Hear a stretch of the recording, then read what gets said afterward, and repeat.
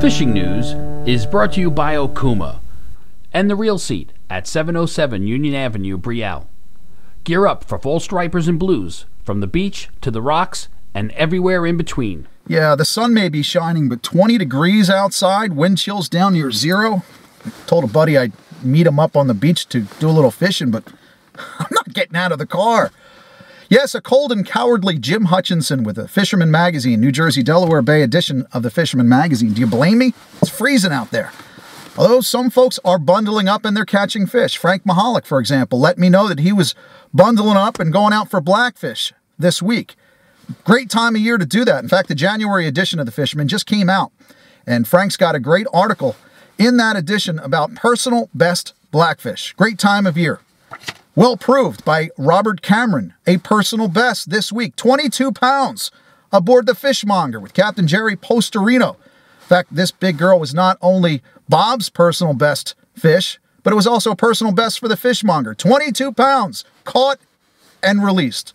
Well done, guys. Bruce Stout, too. He had a 10.6 pounder. That wasn't even his personal best, but that's a heck of a fish.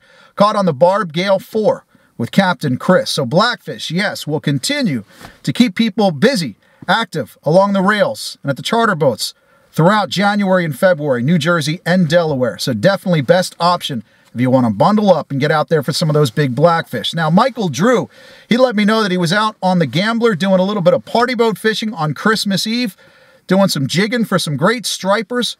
I wouldn't be surprised if more of the boats, Central and North Jersey, as well as those guys down in Cape May, don't continue to fish for striped bass for the next several weeks. Again, it's just a matter of bundling up to get out there. Although some big fish out there, still, down in Cape May County especially, guys getting them on the troll. Captain John Peterson, Unreal Fishing out of Cape May. Stretch 30s, getting it done with some of those big stripers on the troll last week. And of course, we're also finding that more of those keepers, those bigger fish, migrating farther south. It's what they do. Although there's some keepers on the beach, Delaware Seashore State Park for Chris Van. Had one 32 inches. Again, Christmas Eve on Bunker.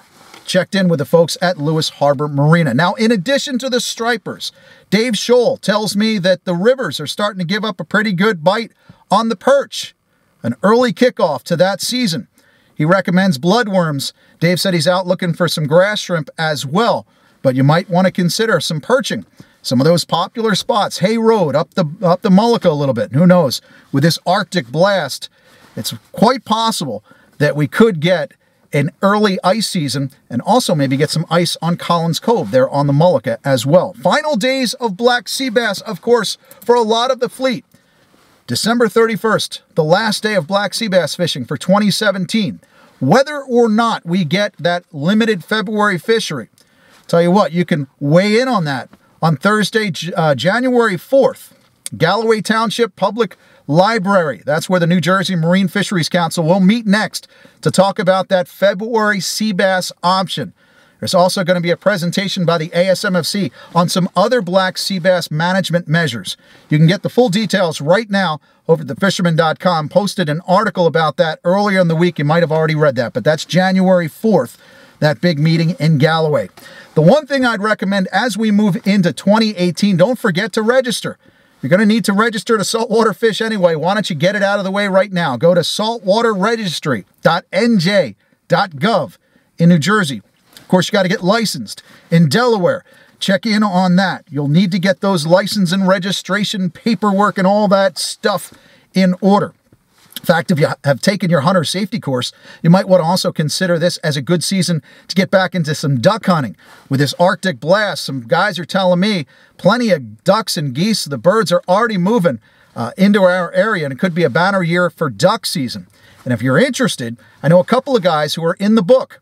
Captain Frank Wagenhofer, Fin Chasers Charters. Captain Joe Rizzo, also down in Barnegat Bay. Barnegat Bay Fishing Charters out of Waretown. There's a couple of guys that in addition to fishing charters, they also do some guiding. So you might want to give that a shot if you're looking for something to do. A couple of boats, like I said, in the Fisherman magazine. You can pick up that January edition, you subscribers. Of course, you're going to get that this week.